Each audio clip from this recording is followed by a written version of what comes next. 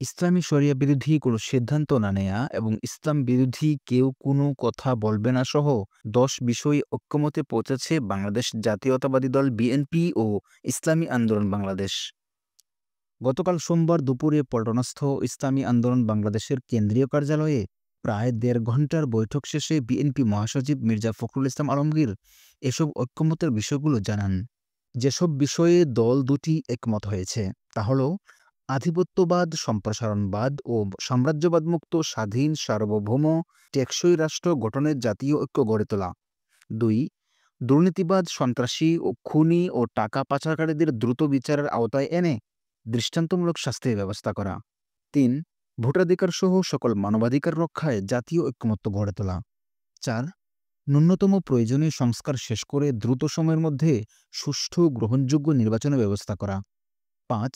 দ্রব্যমূল্যের ঊর্ধ্বগতি রোধ এবং সকল অধিকার বঞ্চিত মানুষের অধিকার প্রতিষ্ঠিত করা এবং আইনশৃঙ্খলা স্বাভাবিক করে নিয়ে আসা। ৬. আওয়ামী ফ্যাসিবাদ বিরোধী সকল শক্তি দেশ পুনর্গঠনে ঐক্যবদ্ধভাবে কাজ করব। ৭. ফ্যাসিবাদ বিরোধী শক্তিগুলো একে অপরের বিরুদ্ধে আঘাত করে কথা বলব না। ৮. আগামীতে যাতে আওয়ামী লীগের মতো আর কোনো ফ্যাসিবাদী শক্তি ক্ষমতায় আসতে না পারে সে ব্যাপারে রাজনৈতিকভাবে ঐক্যবদ্ধ থাকব। ৯.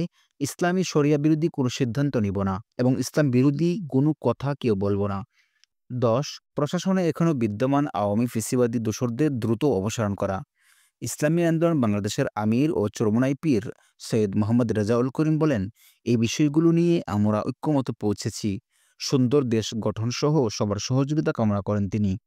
বৈঠকে আরও উপস্থিত ছিলেন বিএনপির ভাইস চেয়ারম্যান বরকতুল্লাহ দুদু, ইসলামী আন্দোলন বাংলাদেশের মহাসচিব অধ্যক্ষ ইউনুস আহমেদ ও প্রেসিডিয়াম সদস্য সৈয়দ মুসাদ্দিক বিল্লাহ আল মাদানী, যুগ্ম মহাসচিব গাজী আতাউর রহমান, ইমতিয়াজ আলম, সহকারী মহাসচিব আতিকুর রহমান সহ কেন্দ্রীয় নেতৃবৃন্দ।